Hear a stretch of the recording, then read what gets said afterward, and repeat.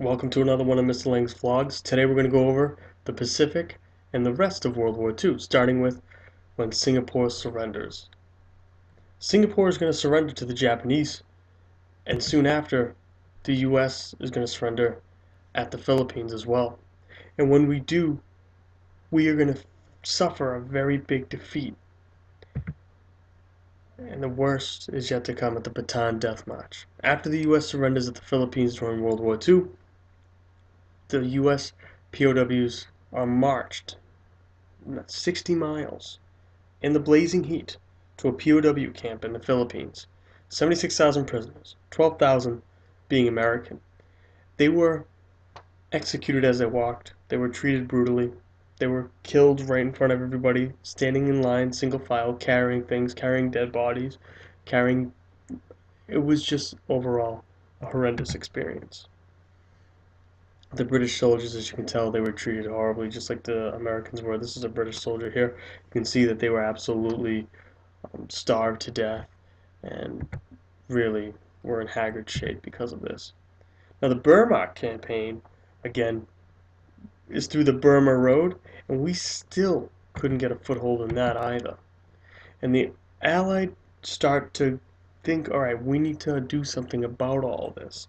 And they use the counteroffense called island hopping, where they're going to go ahead and hop from island to island to island to capture it. And when they capture it, they're going to release it back into U.S. hands for the moment, and then back into independent hands of whoever it may be. So, U.S. troops go onto Kerguelen Island, here in this island hopping campaign, and the farthest extent of Japanese conquests go to about Midway Island.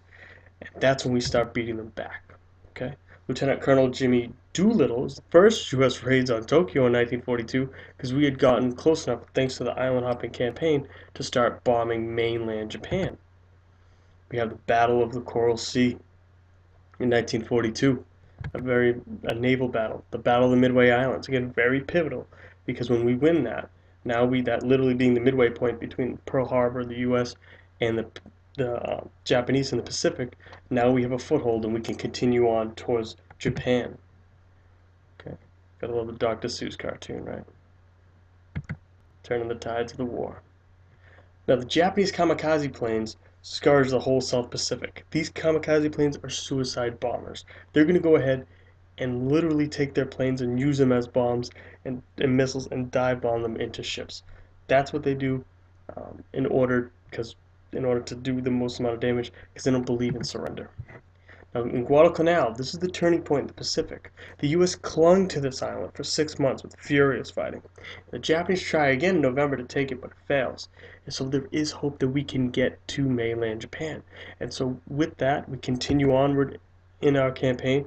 General MacArthur returns to the Philippines, says, I have returned.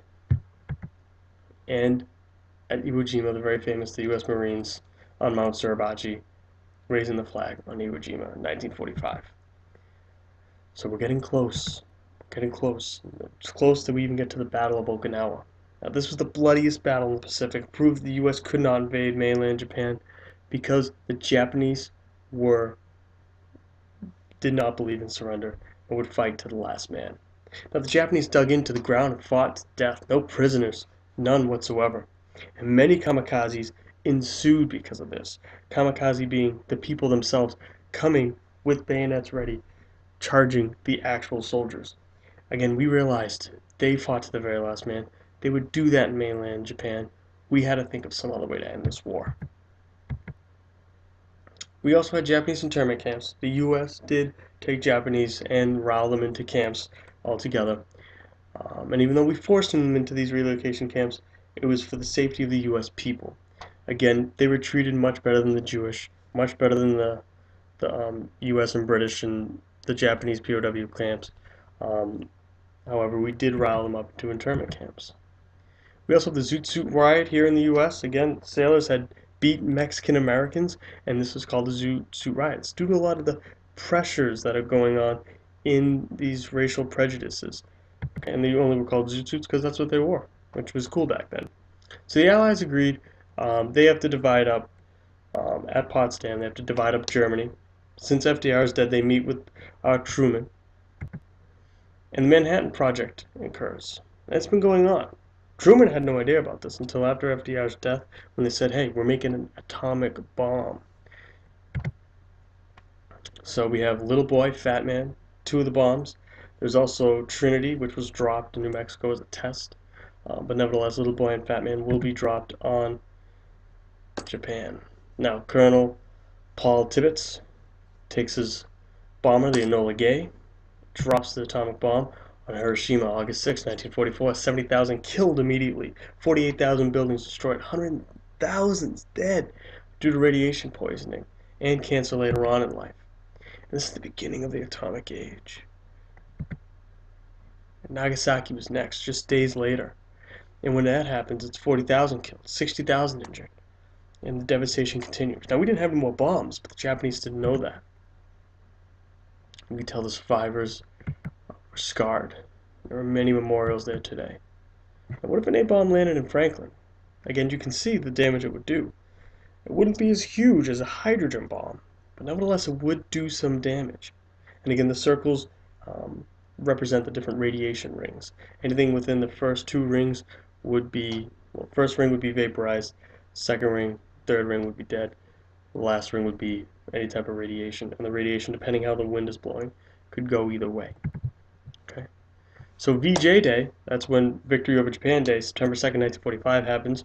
They sign the Declaration of War, and we release Japanese POWs from Guam because now it's all over, and the U.S. celebrates. Now the results of World War II are huge. The casualties are astronomical. As you can see, each one indicates 100,000. Altogether, I mean, it's insane the amount of deaths in this entire war.